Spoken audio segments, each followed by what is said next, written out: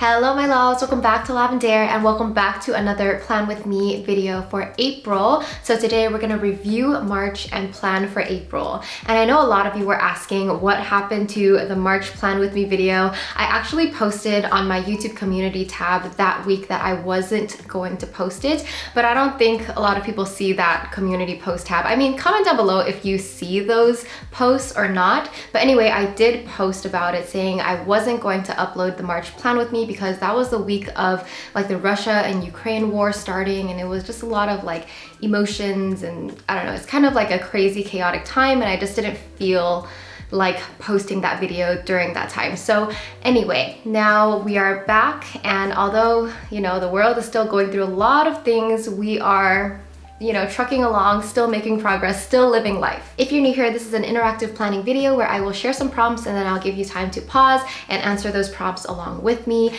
And these prompts are all based off of the Artist of Life workbook that you can find on my shop. We're actually sold out of the physical workbook, but we do have the digital workbook still available, or you can just plan with any regular notebook that you have.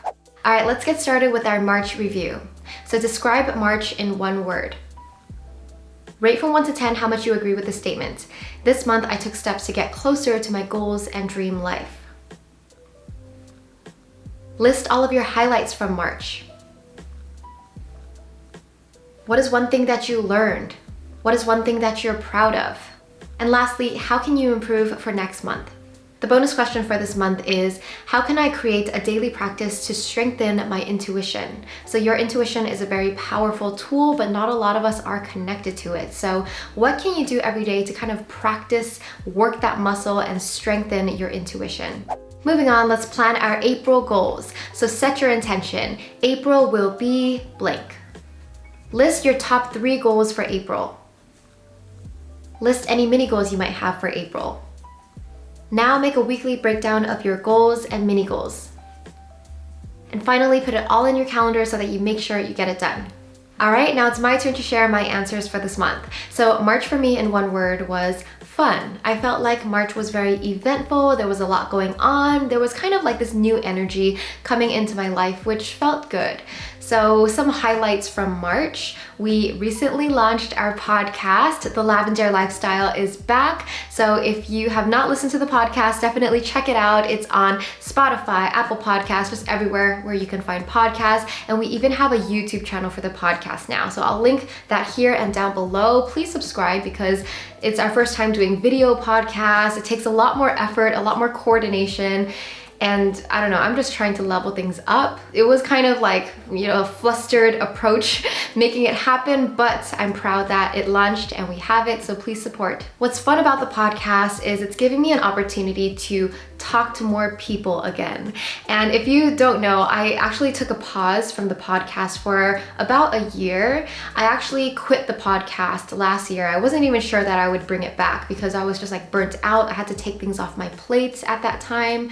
But I don't know, I realized that I do need some connection with humans because for the most part, I work from home. I don't talk to many people. It's just me. But yes, the podcast gives me an opportunity to talk to people, learn new things, and just explore new ideas. And I feel like that gives me really good energy. As much as I like to consider myself an introvert, I'm not like a complete introvert. I really do need to socialize, and I do need to talk to people, especially people that inspire me.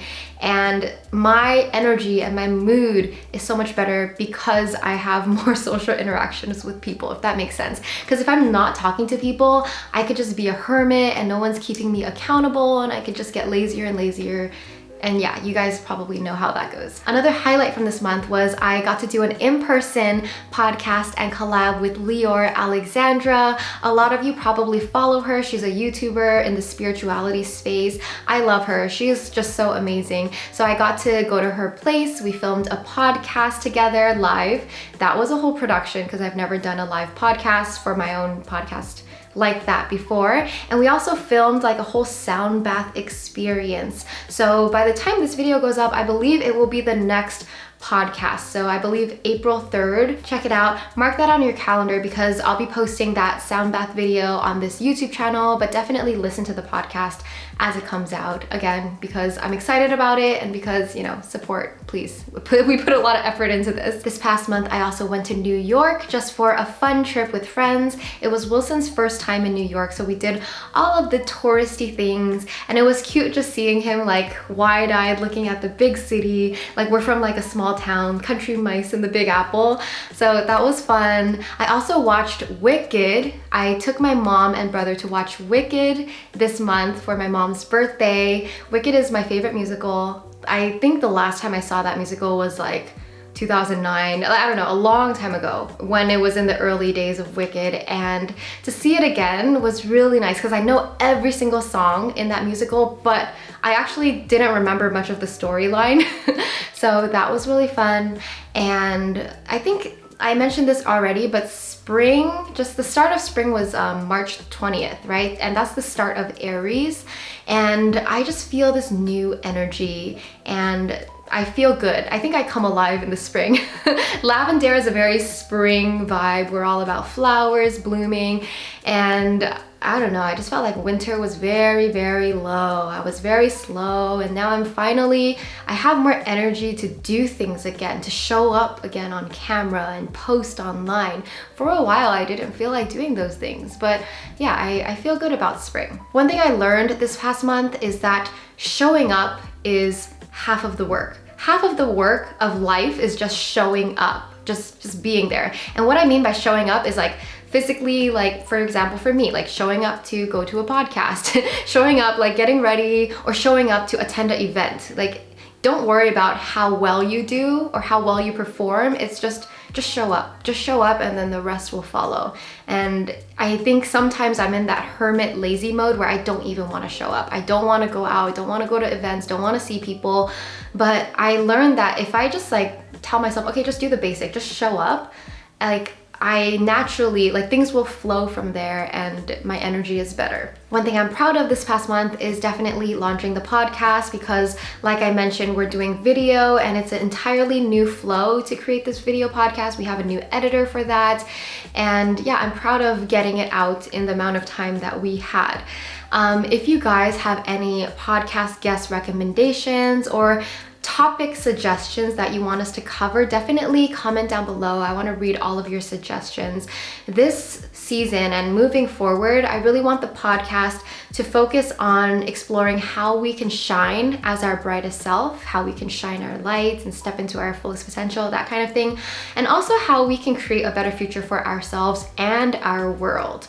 I really want to focus more on rebuilding this world together in a way that is beautiful, in a way that's just better than it is now, because I think we're struggling now. A lot of things are breaking down, society is crumbling, and we'll still be here at the end of it, but it will be a new type of world, you know, as we transition. And I feel like us young people, yes, I'm calling myself a young person, we have the opportunity and we have so much potential to create something new and something better with the world, with technology as it's advancing. All of these ideals and things, it's all been on my mind. You know, how can we come together to actually make positive change, to actually bring us forward, raise the consciousness and the vibration level of the planet? This time that we're going through right now is the time for that to happen. There was a quote that I heard from Neil Howe. He is one of the two authors that coined the term millennial, and he writes about generations. But anyway, there was a podcast where he said,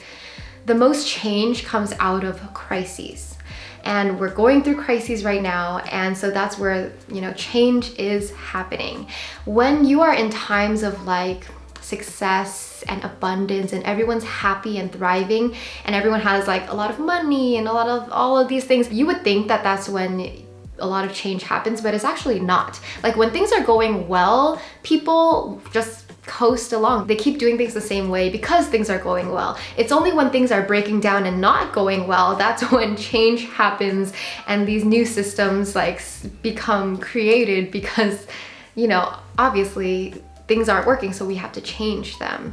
So think about it that way. I know some people see the world today as like really difficult and chaotic, but don't forget that there is a purpose for that. We're meant to change and evolve into something better. Moving on, how can I improve for next month?